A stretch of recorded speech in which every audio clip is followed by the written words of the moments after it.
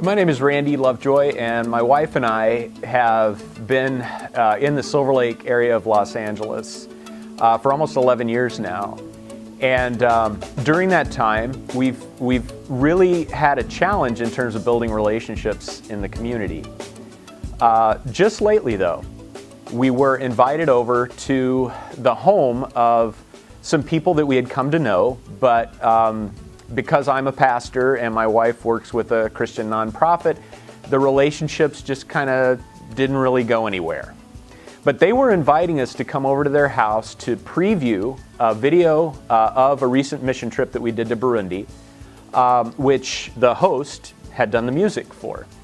And they said, would it be okay if you guys came over, we showed the film, and we invited a bunch of our friends to come view the film, and then Cheryl could just talk about what she does related to Burundi and Central Africa. And of course we said yes, and we got there, got everything set up, and it turned out that 23 of their friends, including their children, came, viewed the video, and were really affected by it. When the video was finished, the kids all went downstairs, and the parents stayed and asked questions. And even though we weren't asking for any kind of money or help or anything, they wanted to know how they could help. People were writing out checks. People were wiping tears from their eyes. They were asking more questions about the work that was being done. And keep in mind, this was a group of people, very few of whom go to any kind of church, some who are atheists as well. By midnight, when that session was over, my wife and I were so excited. Like, this is something we've been waiting for a decade at Silver Lake. But then the question was, what do we do next? Well, we were given the answer very quickly as they said, hey, we want to do this again. It was such an amazing thing that happened. And the hostess said, I don't know what it was that happened. I don't really have a word for it, but it was wonderful. But they said, can we do that again? Let's set up another meeting. So we've got another meeting set up in their home, hosted by them, with their friends there. And we're just one part of the group. We don't control it. We're not going to facilitate it. It's not about Christianity. It's about the question, I never thought I'd ... And we're all going to just share with each other. And there's about 12 adults that have said they're going to be there so far.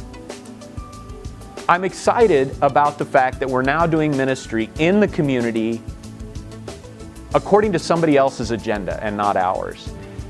But then it raises all sorts of questions about how do you pastor a church when you're working off of someone else's agenda. What do you do? What's your responsibility?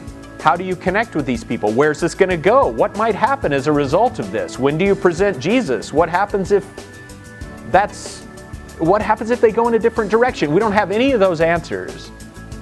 But wouldn't it be great if we could get together a group of people to talk with some folks that have been thinking about this stuff for a long time, about how to do church with God out in the community, and to spend time together talking, praying, strategizing, figuring out what we're going to do next, so that together we can take this great adventure of stepping off of the campus of our church, entering into the community, and allowing God to guide and direct us in the community itself. That's what moving back into the neighborhood is all about.